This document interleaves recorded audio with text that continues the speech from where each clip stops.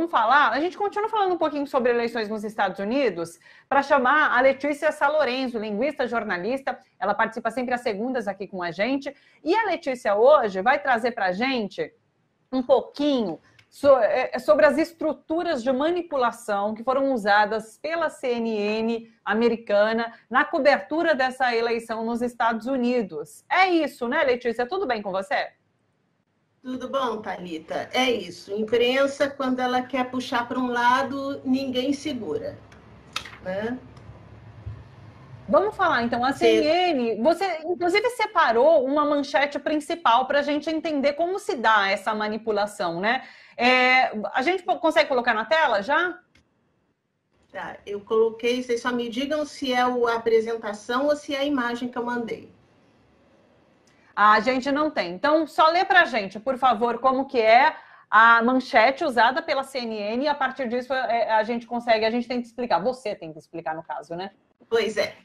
A manchete é: Without any evidence, Trump says he's being cheated. Tá? Lembra quando a gente falou da manchete do Boulos na Folha de São Paulo? Confrontado, Boulos corrige patrimônio. E esse confrontado, a gente dá uma paradinha, a gente joga lá para cima a fala, e o nome disso é topicalização. E o que eu quero, quando eu falo confrontado, Boulos, não sei o quê, o que eu estou falando é que o Boulos foi confrontado. E é a partir disso que a gente deve entender a manchete. É o mesmo raciocínio para essa manchete aqui. Sem nenhuma evidência, Trump diz que está sendo trapaceado. Então, o Trump pode falar qualquer coisa. O que importa foi que a CNN botou lá para cima, sem nenhuma evidência. Isso é uma topicalização. Como é que você faz para reconhecer isso? Vírgula. Gente, quando tem a vírgula separando ideia numa frase, para, respira, lê de novo, vê por que aquilo veio para frente, vê se aquilo devia estar em outro canto da oração. Sabe que quando isso acontece é uma topicalização e a partir disso você tem a condução do raciocínio, né? Essa daí foi uma das manchetes. Agora a outra, eu acho que eu mandei até um PowerPoint para vocês, né? Será que dá para passar? Eu acho que a gente não tem. A gente não conseguiu abrir ele aqui e eu não vou conseguir passar. Então, vou precisar que você explique para a gente. Vamos. Então, vamos lá. Eu estava passando na sala, fazendo 50 coisas ao mesmo tempo, e olhei de soslaio para a manchete da CNN. Eu falei, opa, o que é isso? Aí eu li de novo, devagar, e não. Então tá, então fui eu que li errado. A manchete falava, Trump diz que vai à Suprema Corte. Não está claro o porquê. Se você traduzir essa manchete para o inglês e você pegar toda a forma de você construir um título, né, que é para você, e no caso de um título de uma rede de TV que fica passando lá no subtítulo, ele está te passando uma informação rápida, uma informação instantânea para você consumir, você usa o tempo presente, o tempo inteiro. Você, muito raramente, você vai usar o passado ou o futuro, né? Por quê? Porque isso dá uma ideia de dinamismo. Então, a tradução seria Trump says he goes to Supreme Court unclear why. Quando você bota o presente, ainda que seja uma ação futura, né? No próprio português a gente tem essa ideia de ação futura, quem te dá essa ideia de ação futura é o contexto e quando você organiza as informações na sua cabeça. O Trump está falando agora que ele vai depois à Suprema Corte. Ele não pode ir agora à Suprema Corte porque ainda está rolando a apuração dos votos. Então você arruma, você faz o esquema de linha do tempo na tua cabeça e você entende claramente esse futuro, né? Então você pode deixar as duas manchetes no presente.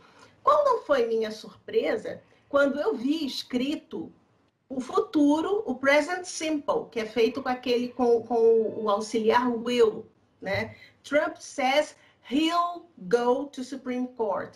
E o he'll, ele estava com apóstrofe, ele estava com a contração, apóstrofe e os dois L's, né?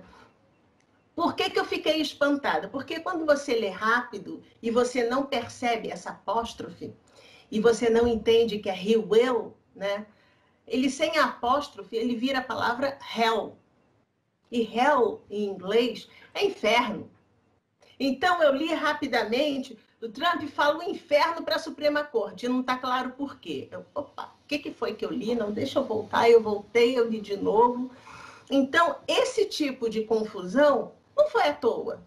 Eles não fizeram isso, ups, foi sem querer. Não, não foi sem querer. Isso daí foi muito bem pensado, foi muito bem projetado, tá? E a CNN só fez manchetes anti-Trump o tempo inteiro, tá? A CNN tomou um lado e um lado ficou evidente o tempo todo. O que é bom, essa evidência. É bom que a gente saiba que existe um lado, né? E saber interpretar esse lado também é importante. Mas é o que a gente conversava, esse mito da imparcialidade tem que cair, porque não existe de fato, né, no jornalismo. Agora, queria comentar com você uma outra notícia. Complemente, você ia dizer alguma coisa. Uhum. Não, é isso mesmo. Não existe imprensa imparcial, isso é um mito. Tá? Não acredite nisso, a imprensa sempre vai ter um lado, porque as pessoas têm lados. A gente tem opções de vida, a gente tem opções de encarar a sociedade de uma maneira X ou Y. Então, a maneira como nós contamos as histórias, elas vão ter esse nosso viés. E não tem como escapar disso, né? Agora, é importante que a gente aprenda a descobrir essas formas de se contar histórias enviesadas, né? Saber interpretar é importantíssimo, né? Agora, vamos comentar essa segunda notícia, Letícia, que é sobre a Steve Bannon. Porque é isso, essa derrota de Trump também configura a derrota de Steve Bannon. E Bannon, inclusive, que teve as contas do Twitter, a conta, né, do Twitter banida pelo próprio Twitter, porque ele violou regras de uso, ele divulgou vídeos defendendo a decapitação do diretor do FBI, de um cientista, e daí ele teve a conta dele do Twitter banida. Então foi uma derrota de Steve Bannon também. Foi uma derrota. A derrota do Bannon começou no dia 20 de agosto, e eu lembro dessa data porque foi meu presente de aniversário, né? Quando ele foi preso. No mesmo dia que o Biden foi confirmado como o candidato oficial do Partido Democrata à Casa Branca, o Bannon foi preso. Ali ele já estava tendo um aviso: olha, meu irmão, tua vida não está fácil, né? E agora, ele, com a queda do Trump, ele sai de cena. Então, não adianta falar, o Trump é bandido, mas o Biden não é mocinho, o Biden é vilão, porque o Biden faz guerra e o Trump não sei o quê. Ok, a questão não é essa. A questão é Steve Bannon.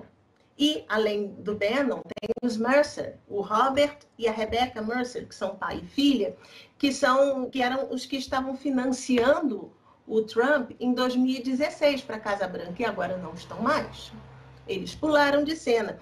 É muito importante esse ocaso, entre aspas, e eu vou colocar esse ocaso do Bannon, entre aspas, porque o que nós vimos esse fim de semana acontecer foi o fascismo sair de cena dos Estados Unidos. O importante que a gente tenha em mente é o seguinte: da última vez que o fascismo saiu de cena do mundo, ele saiu de cena a partir do assassinato do Mussolini, a partir do assassinato do Hitler, assassinato, suicídio, enfim. Foi as pessoas que conduziam, que lideravam o fascismo, elas foram assassinadas. Neste momento, as pessoas que estavam conduzindo o fascismo no mundo, elas estão saindo de cena e continuam vivas.